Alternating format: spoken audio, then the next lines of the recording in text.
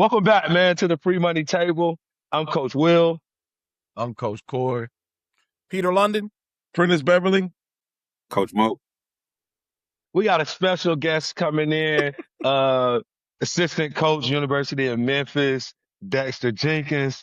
So whenever he gets in, I know right now he's going through technical difficulties. Let's jump right into it, man. And very popular question. Are families paying for exposure or are they just paying for hope? Questions up to the table. The majority of the money is going to hope. Thank you. I was afraid to say that. They already called me a hater, but I give good money that is all going towards hope. I got a slightly different perspective. Of course you do.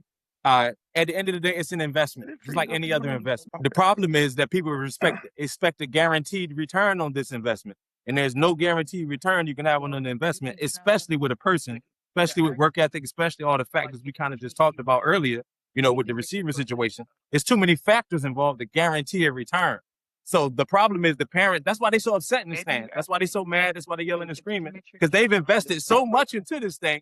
They expect a return. And when they don't get it the way they're getting it, now it's the ref's fault. It's the coach's fault. It's a lot of people's fault. But it's a double-edged sword when you say invest.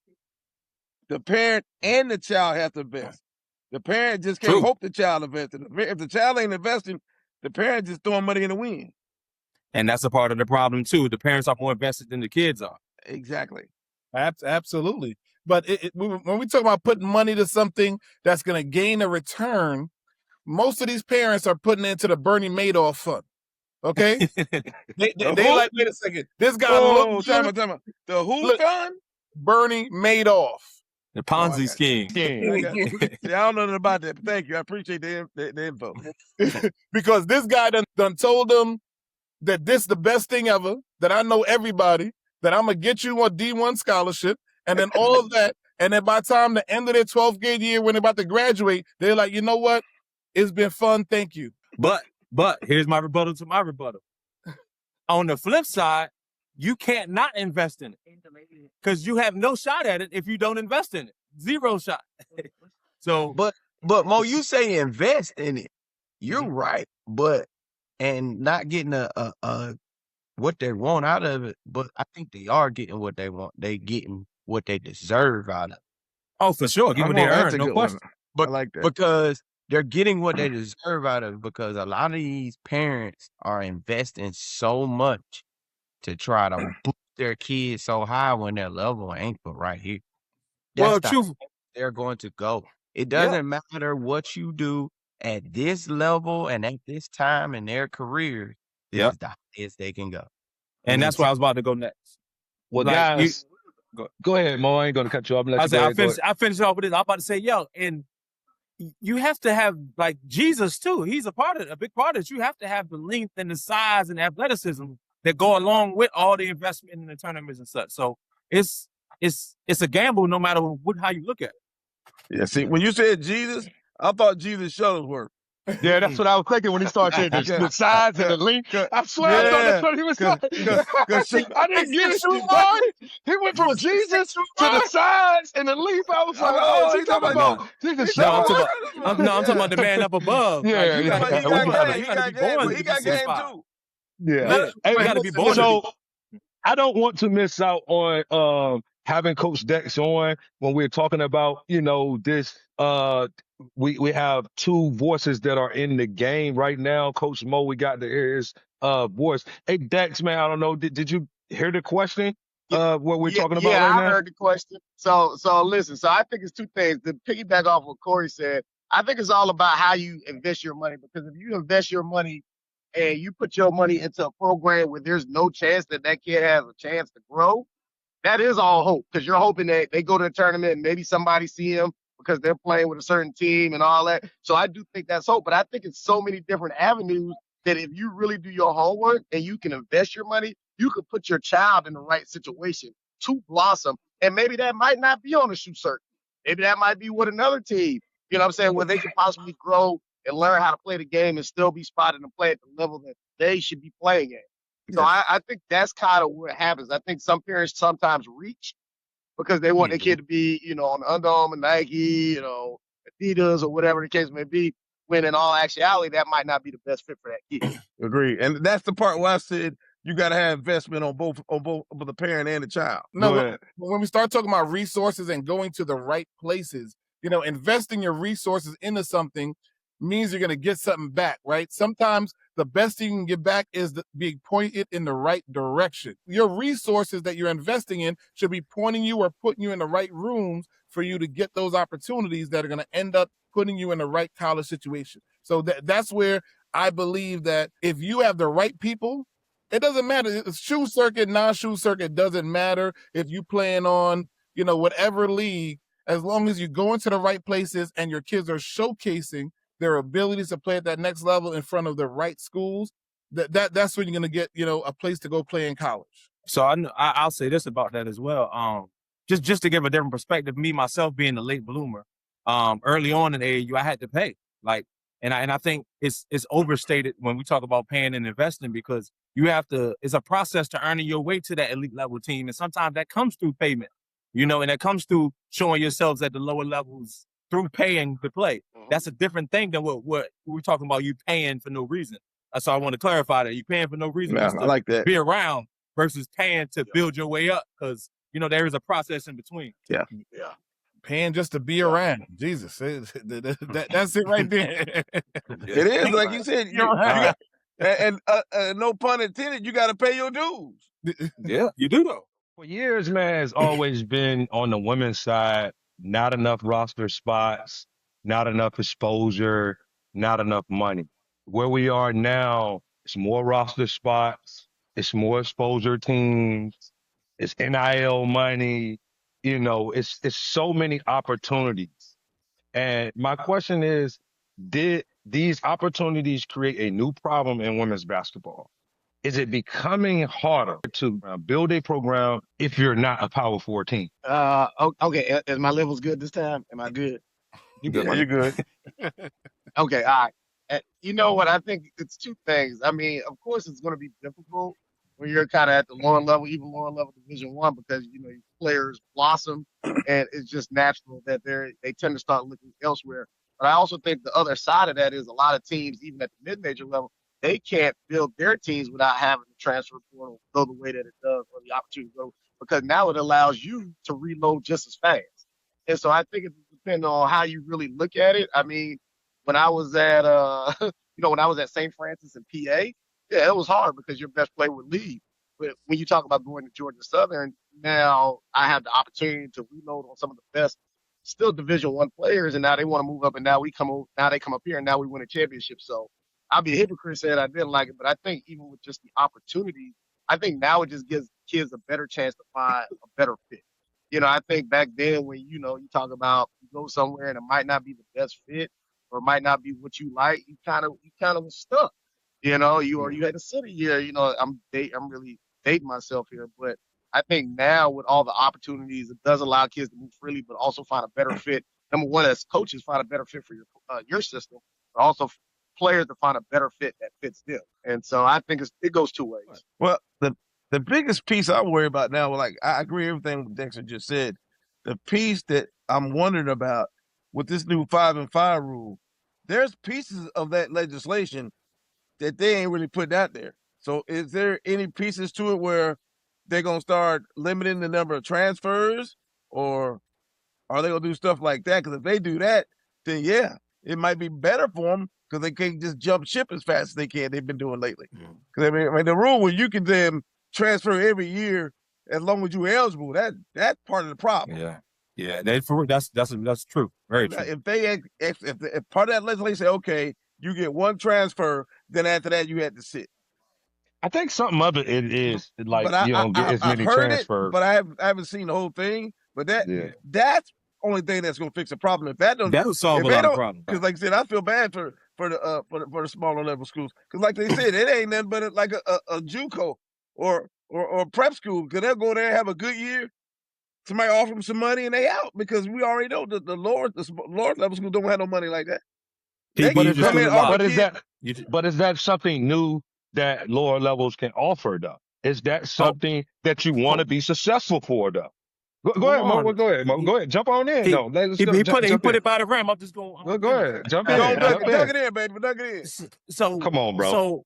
so what now? What we doing? What we now doing at our level? The smart ones, in my opinion, is we're preaching as if this is a stepping stone and we're cool with that. Because at the end of the day, that's what it is anyway. So there's no use to continue to hide from the conversation. You come here, average 20, get player of the year, go get 100,000. That means we won a lot of games. That means we have some success. So who am I to tell them? And then if it was my child or my niece and she was getting zero or just scholarship money and housing and she's gonna make 100,000, I'm a bad mentor leader to tell her not to do that. So it's really I ain't gonna say not a loss because I'm so big on culture and I think culture is carried on, but it's not a loss because the talent is in control anyway. So if you try to keep them, then you hold it in a hostage, and who wants hostage? Right. Corey, one of y'all want to go up in? Absolutely. So I think Dexter, Prentice, and Mo hit it right on the head. It's almost like a moving object, right? Well, Dexter mentioned something about every level of Division I could benefit from getting kids out of the portal to bolster their roster. At the low major level, you might be able to get a couple pieces to put yourself in a conference championship caliber. At the high major level, you could be able to go from 13th or 14th up to 5th or 6th. Get yourself in an at-large bid situation with getting the right pieces to put on the court, the team that can, help you to compete. We're not talking going from not making an NCAA tournament to Final Four. You know what I'm saying? We're talking about people who are moving up in the caliber of team and program that they have by identifying the right pieces to be able to move them forward for that next season. That's what the portal really is made for if done right. And some of the better schools have been doing it right by getting the right pieces to say, hey, we need a couple of bigs. Let's go get ones that fit what we do. We need a guard that can go. You know what I'm saying? I mean, honestly, I'm looking forward to see what Oklahoma State does this year because it looks like they want portal in regards to getting a couple of bigger pieces to go along with the Girardis and the Staley, I think it's Staley Daly, and so the Staley girl that was there that was really doing some good stuff. Now you got some major pieces that should be leading the ship with some great players around it. Let's see what they do. I mean, if they make an Elite 8 Final Four run, That is good. I don't know. He don't think they're gonna make that run either. You know what I'm saying? But if they do, Sweet 16 maybe. Sweet 16 maybe. They do money well spent. Hey, Dexter, did I say? Hold on one second. And I got a question. Well, wait. Mo said money well spent. They damn near spent almost $4 million for 2 people. You better give me more than a goddamn Sweet 16. No, I was saying the Elite 8. I was talking about what Pete said. If they do it, I was talking Pete. You better. You got more. Your damn salary cap more than the damn W. Go ahead, Dex. Now I got a question for you guys. Do you think that, because I feel a certain type of way about it, I think so. Do you think that with the portal and the way people can move, do you think that gives more parity to women's basketball? You know what I'm saying? Because now you're talking about teams who used to be bottom dwellers. They do like he said, they do the right thing in the portal. Now they're moving up to 5, 6, and now it gives a little bit more parity across conferences where most teams have usually just been the bottom teams in that league. I think it gives some parity, but ain't none of them won no championships. But I agree with you though. It does give parity across the board, but I don't know if it does at that top echelon. Does that make sense? I mean, outside of probably like the SEC and those top conferences, I think it does. It does. It makes more competition than those other conferences. Right. It's just the top echelon, no. But everywhere else, yeah, I agree with that 100%. I think the biggest winner, the biggest conference winner in the portal world in the last 4 or 5 years has been the A10, which is very ironic. They've positioned themselves as the outside of the Power 4, one of the top conferences. They're in the RPI rating of number 6 now, from the conference standpoint. And it's like, where did y'all come from? You know what I'm saying? As a whole. Yeah. Richmond Richmond got an at-large bid this year. I believe won the conference last year. Had that the girl Kate Dugan, Huggin, whatever, bucket getter, right? Rhode Island won the conference this year. You know what I'm saying?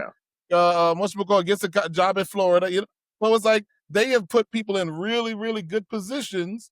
Davidson gets a girl drafted this year in the WNBA. You know what I'm What saying? color Like, was she? Oh, my bad.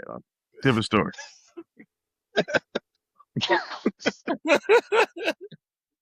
the A10, Let me know. The transfer portal has allowed the A10 to move up because I think they have enough money and resources for people to look at and be like, I can come here and play against and maybe beat some P4s and all that. They've done a great job. And then the American Athletic Conference, I think, was already up there. Remember, UConn was in there a few years ago. They've stuck with that upper echelon of, hey, we can play with some of these major conferences. Rice has been tremendous over the years. ECU, shout out to Kim McNeil this year. I think it was about 24-8 this year. You know what I'm saying? Had a really good season, finishing that 3 slot.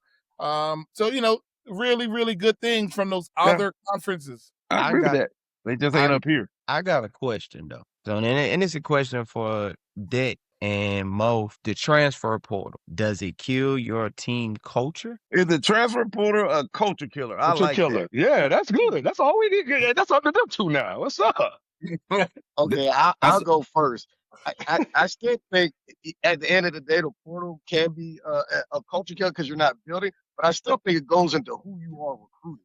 Like it still goes into people that you're bringing into your program. So if you already have standards, then it doesn't matter who you bring in because as soon as you go through the recruit process, whoever you're recruiting, you want to make sure that they build, they live by those standards. Now, in all reality is you might have some bad culture and got to get rid of some kids. But on the flip side to that, all right, I have some bad culture kids. I can get rid of them now, right? And now I can reload the next year with some better kids. So I mean, that transfer portal still helps you whether you're in a pickle, but I think you can look at it both ways again. Now, I agree with you on that part. Let me step in for 1 second. To me, recruiting process is like the same thing when you're doing that courting process when you're trying to meet your wife. Everybody gonna be on their best behavior. They're gonna have their best mask. You feel me? So them jokers come stepping in. Oh, I got the perfect person for this program, and damn, she just killed your culture. Yeah. At least for 1 year, because you can't get rid of them until another year. That's the piece that's scary to me. That's it. I'm sorry. That was in my mind. Yeah, Corey, because if you look at South Carolina, okay, they lose nobody to the portal. Why?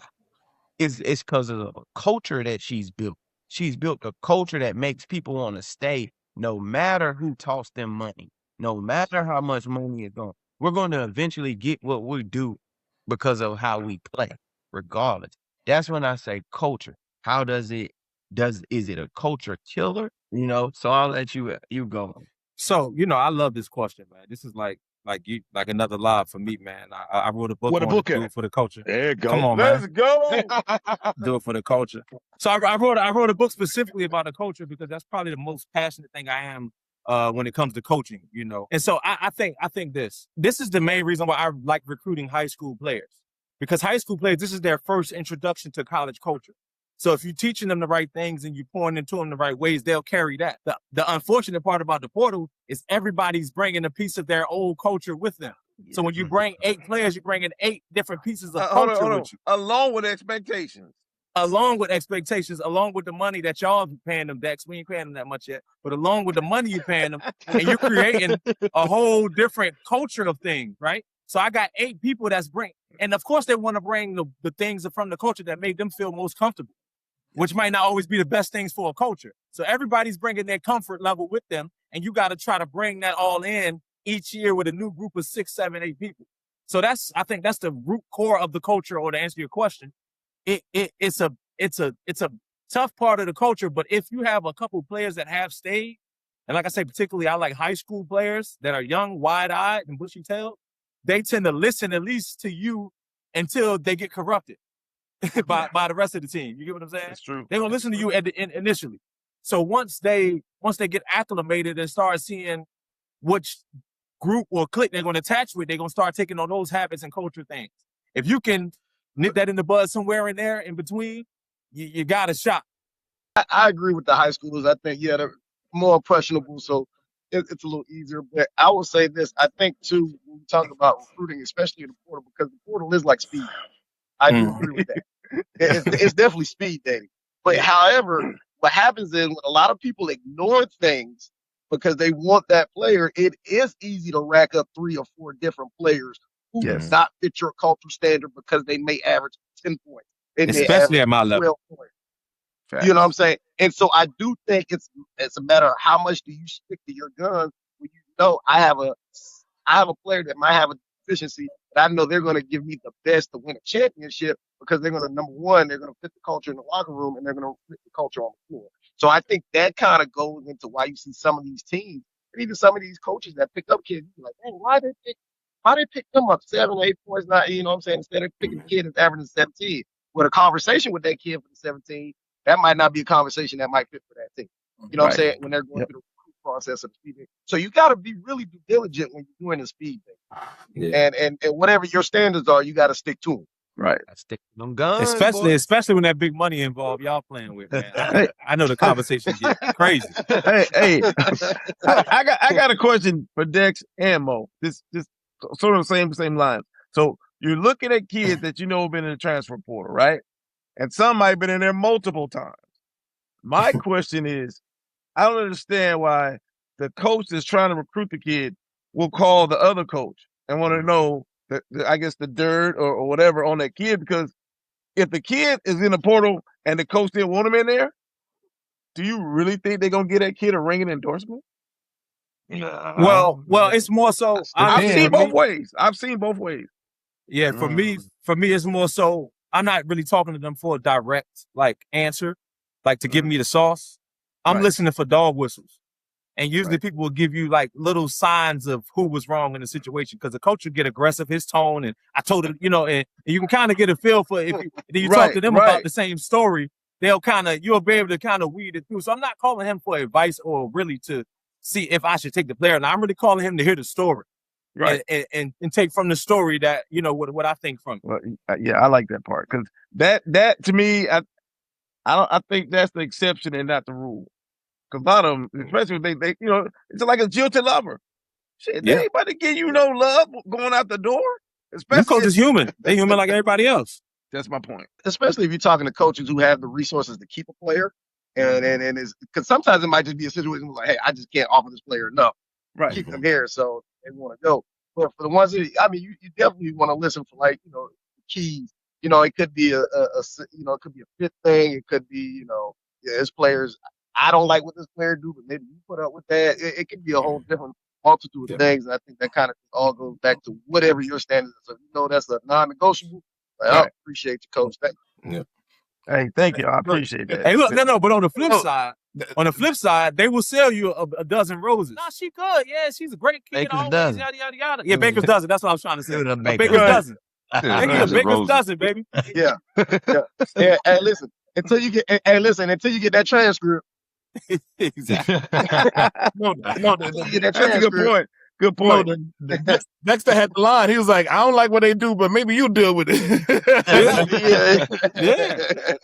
Yeah, because you got to know the coach too. You know what? That one statement is a kiss of death. Because now that coach, the game the coach thinking, well, shit, what was that? You know what I'm saying? So now you just open the door up for more questions. Yeah. And most coaches, like you said, the portal is so damn big. We already know that. It's somebody else in there that can give you the same that this person's going to give you without that. You see what I'm saying? And then it's different environments. I don't want to name no names, but different schools and different locations may affect how the kid performs or responds. Yes, I agree. Ooh. Pete, did you have something you want to say? No, this is good, man. That portal be it be packed in that portal. Hey, everybody picking them out, and it's kind of like I hope it fits. I hope it fits. When you get to your spot, I hope it fits. Pick and pull. Parents communicating to college coaches. Should they be in tune when they're communicating with college coaches with the AAU and the high school coach, or should they be doing their own thing? First of all, y'all really need to be on the same page. But the biggest problem with that is, how many AAU and high school coaches or travel ball team high school coaches are on the same page? That's all. That right there is your problem. That's all I got. Y'all need to squash that somehow, but we already know that don't never happen. Because everybody wants the damn credit as opposed to you the kid where they need to go. That's the problem. I'm gonna go next. I'm gonna say a little bit of both. Because I agree with PB.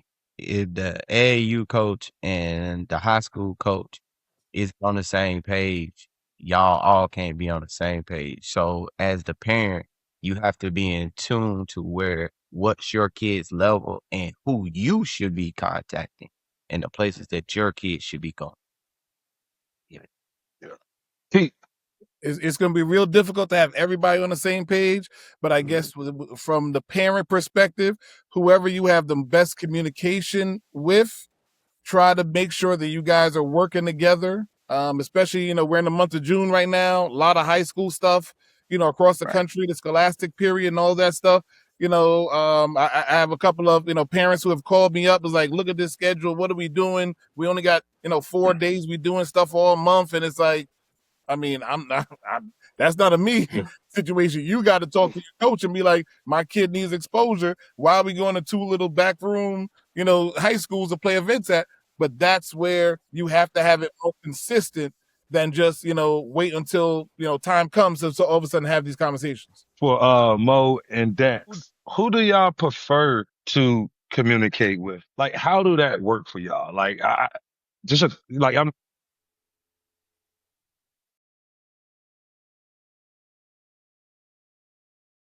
No, I want you to take the camera and stuff on.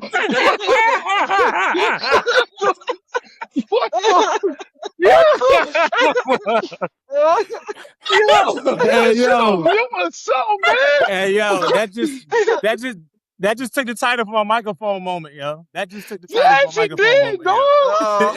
What the world? Oh my God. 20 minutes later. Well, it don't matter. It don't matter to me, man. Honestly, whoever's impactful in making the decision.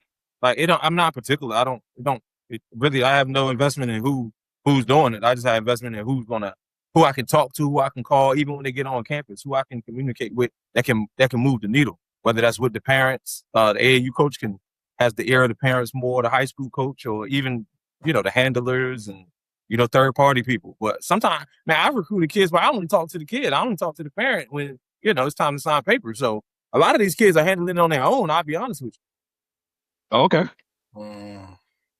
Is that a good thing? I agree with Coach Mo. Is that a good thing with the parent? I mean, the kid handling everything on their own? Is that good?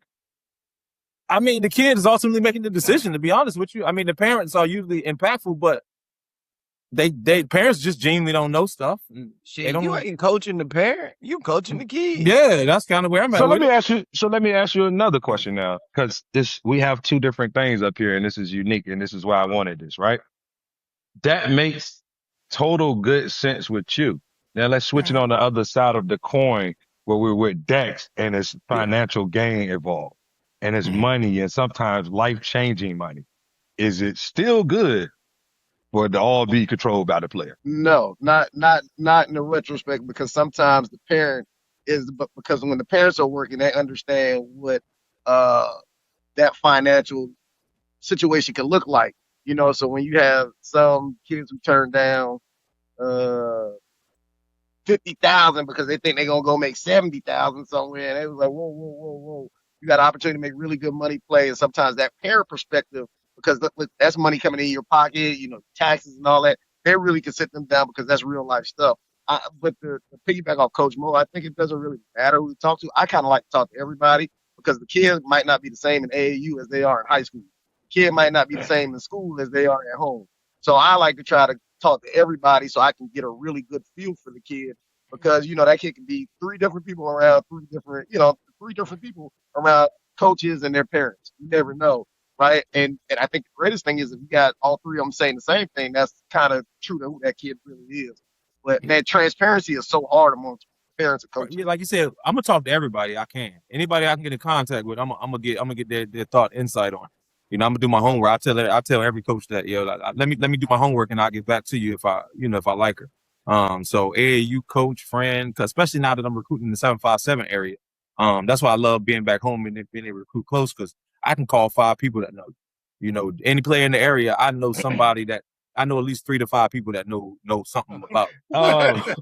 Olivia Miles, man. We talked about her previously on that last episode of, you know, what she has going on, but now it's just not stats. The way she's playing, and I think one of you mentioned it on the last table, it's infectious.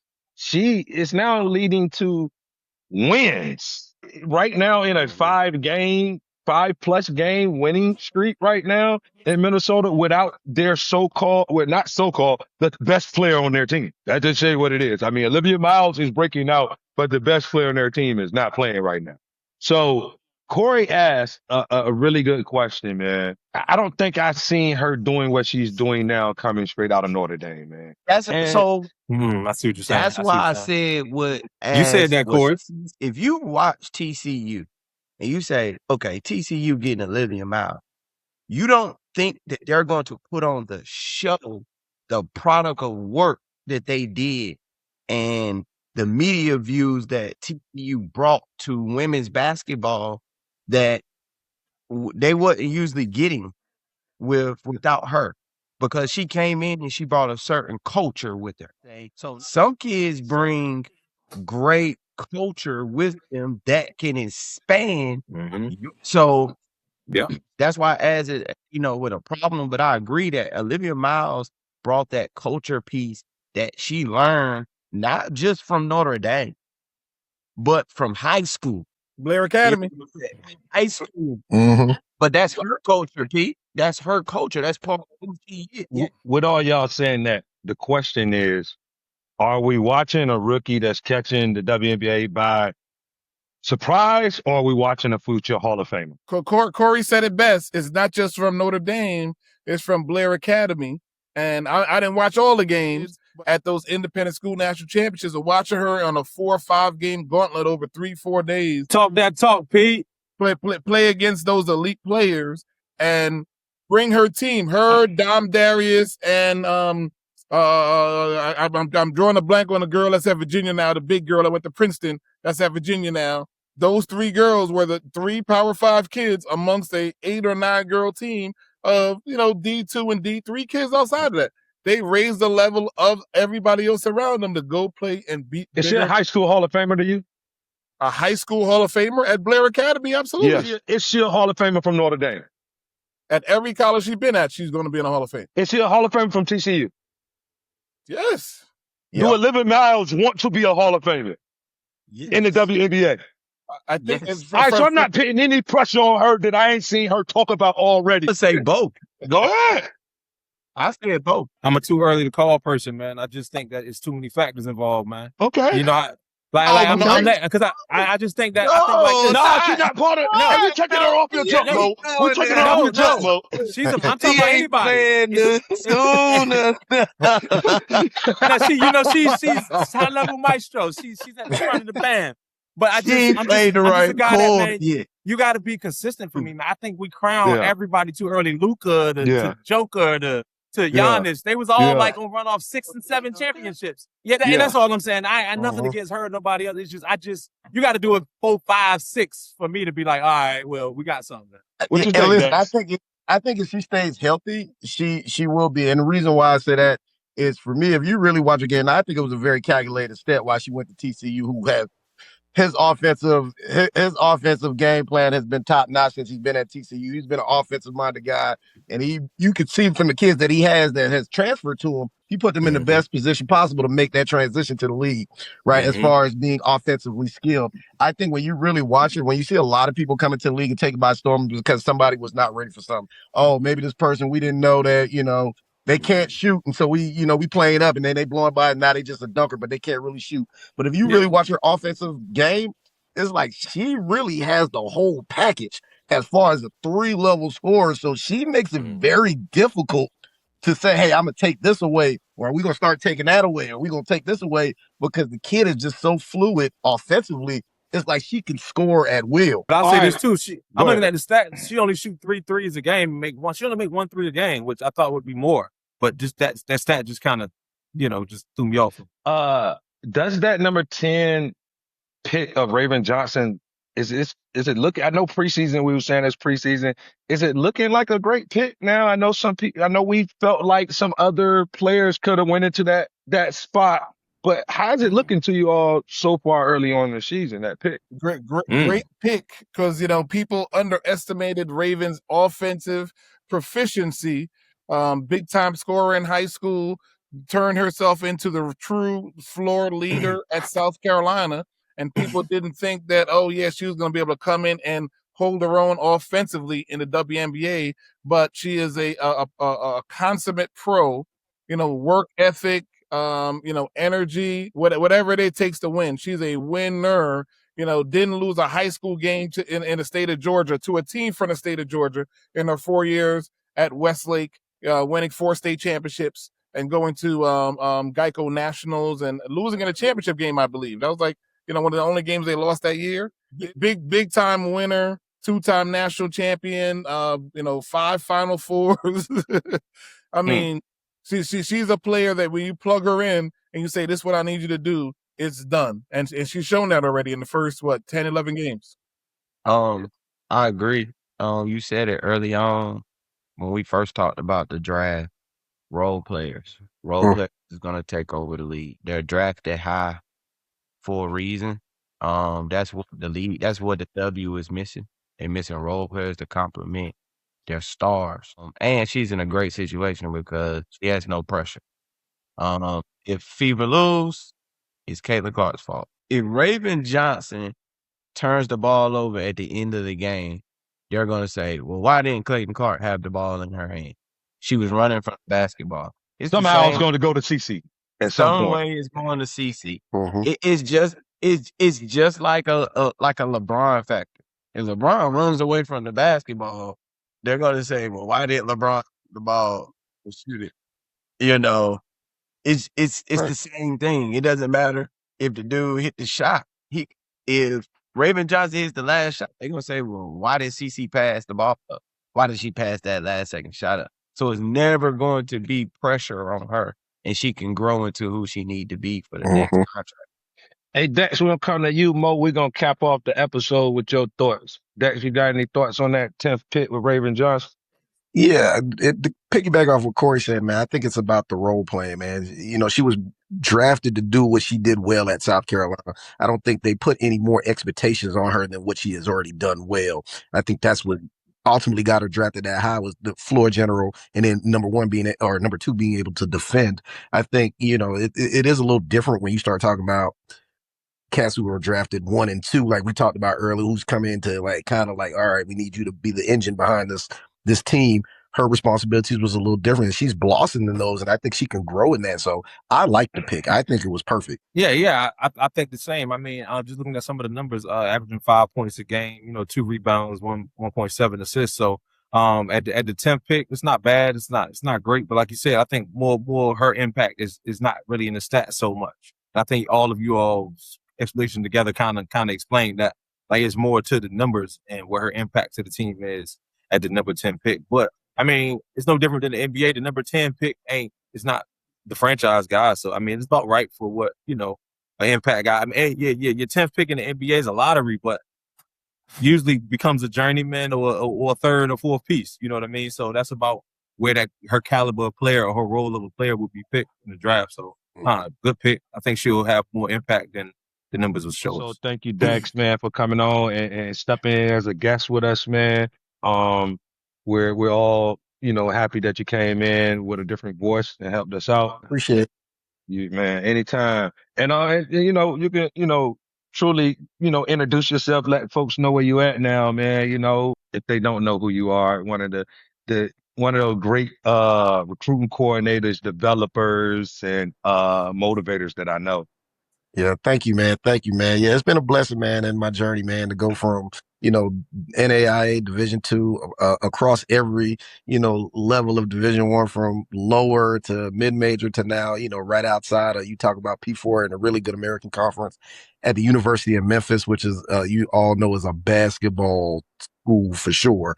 And so to be able to meet so many different people on my path, man, and yeah, at some point in time I've been, you know, in the gym with all of you guys, work with some of you guys, coach with some of you guys, and I think, you know, everything that I've been able to work towards, man, you know, each one of you guys had a part of playing that, man. So I am grateful for the community that you know, that I'm with, and I'm glad to call y'all my brothers. And so, you know, it's a true blessing, and I look forward to keep growing. Appreciate you, bro. Before we get off, I want to do a different shout out.